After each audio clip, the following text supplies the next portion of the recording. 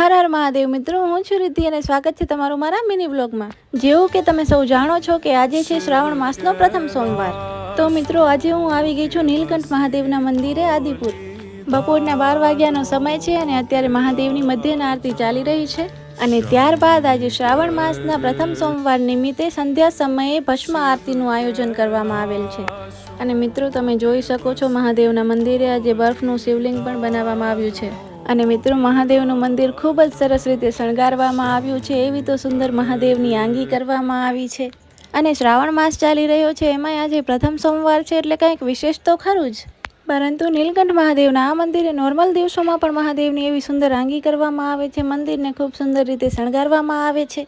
અને મિત્રો તમે જોઈ શકો છો સંધ્યા ટાઈમની ભસ્મ આરતીના દર્શન અને કેટલી પબ્લિક એમાં જોડાય છે। ખૂબ સરસ રીતે આરતી થઈ રહી છે।